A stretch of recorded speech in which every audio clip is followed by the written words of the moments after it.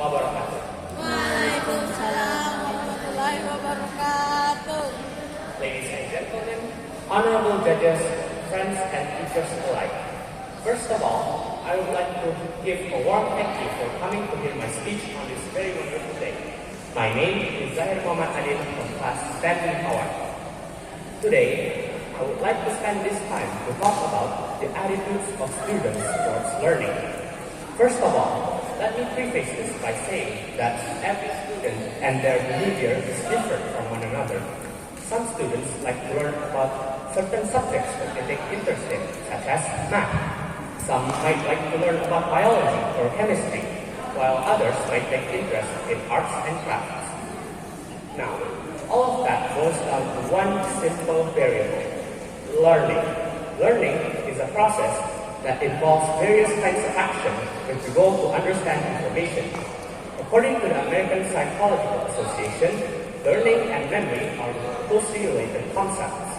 Learning is the acquisition of skill or knowledge with various while memory is the acquisition of is the expression of what is acquired. Now, learning can be approached with various amounts of activity. For example, reading, listening, and practicing. All of that with the goal to understand information, gather knowledge, learn, be creative, or engage in critical thinking. With that being in mind, let's talk about the students themselves.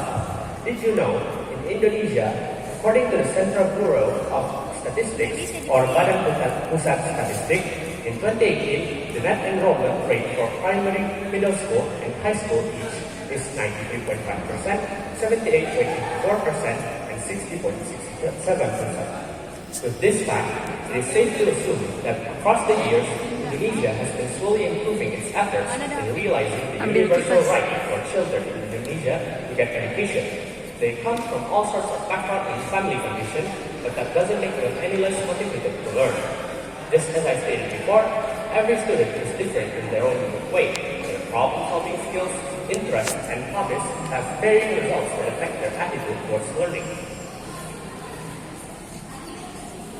In this day and age, with the pandemic and whatnot, some students might feel bothered, stressed, or tired with online school and blended learning. As a result, they might feel apathetic towards learning new subjects or even mandatory ones. Their grades might drop, which in turn causes their motivation and attitude towards learning to get worse and worse. This causes a huge problem, since according to the American Academy of Pediatrics, grade retention affects self-esteem negatively and alters student information. Grade failure has a negative impact on measures of social adjustments, behavior, self-competence, and attitudes towards school, and is very stressful for children. As you can see, this causes a lot of decline in the students' mental health.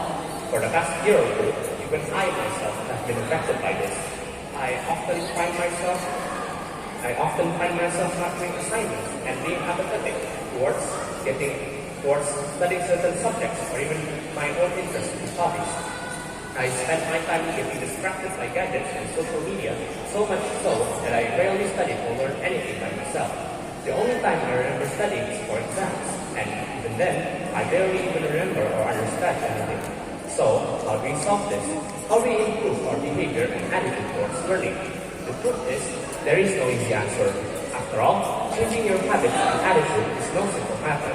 Personally, even I still find it difficult to focus on learning new things, but I am trying my hardest to change my own habits and attitude.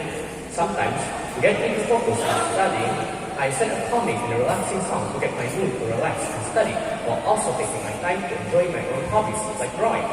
If you want to make change easier, the best way may not be to force it with willpower, but to convince your brain that it's not that big of a deal. Maybe set a routine to study at a certain time or in a specific place, learn together with friends, or talk to your peers and teachers about subjects that you find hard. Even if you find it difficult to even start learning new things, maybe talk to your friends and family, then try to take it slow, one step at a time. The point is, you need to figure out what works for you, because it all depends on what kind of person you are. So, don't give up. Try again. Because with time, I believe that we can change our attitude towards learning for the better. And with that, ladies and gentlemen, thank you for coming to hear my speech today. I hope you can all learn something from this. Assalamualaikum warahmatullahi wabarakatuh.